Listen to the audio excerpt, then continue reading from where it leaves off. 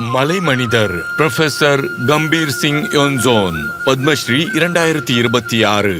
86 வயதிலும் இளமையாக இருக்கும் இவர் கல்வியாளரும் உலக புகழ்பெற்ற அறிஞரும் ஆவார்.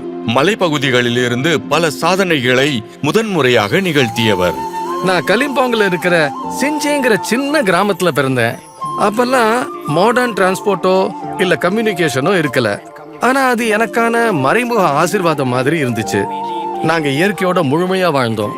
தங்கள் குழந்தைகள் நவீன கல்வியையும் உயர்கல்வி பட்டங்களையும் பெற வேண்டும் என்பதே அவரது பெற்றோரின் கனவாக இருந்தது. பாட்டனில எம்எஸ்சி படிக்கணுங்கிறதுக்காக நான் வீட்டை விட்டு நார்த் பெங்கால் யூனிவர்சிட்டிக்கு போனேன்.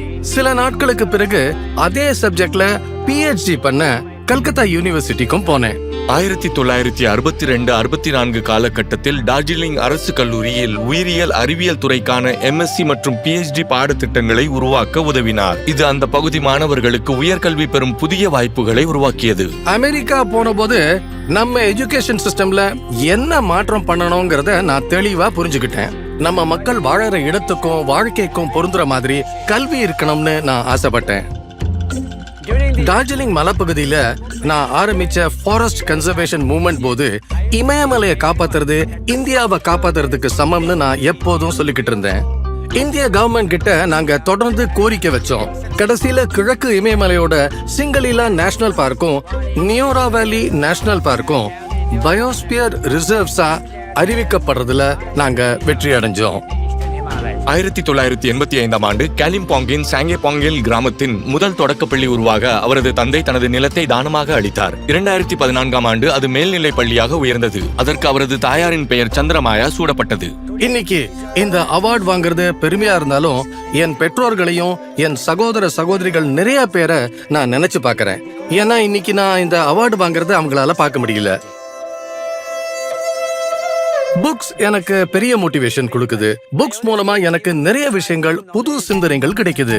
அதே போல என் மனைவியும் என் குடும்பத்தாரும் எனக்கு தொடர்ந்து ஊக்கம் கொடுக்கறாங்க. காலிம்போங்ல அவரோட timber economics model sustainable low maintenance eco friendly வாழ்வாதாரத்தை உருவாக்கிச்சு. தன்னோட கருத்துக்களை செயலாக்கணுங்கிற நம்பிக்கையோட 1981 அறிவியல் அடிப்படையிலான கல்வியை ஊக்குவிக்க Himalayan scientific இன்ஸ்டிடியூட்டை நிறுவினாரு.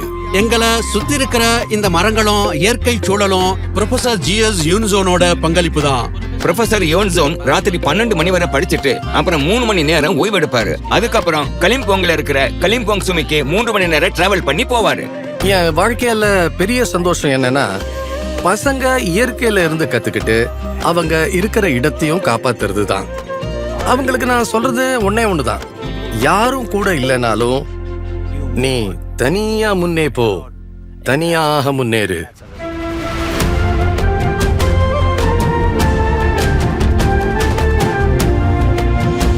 Professor Gambhir Singh யோன்சோன், Padmashri 2026. கோடி கோடி நமஸ்காரம்.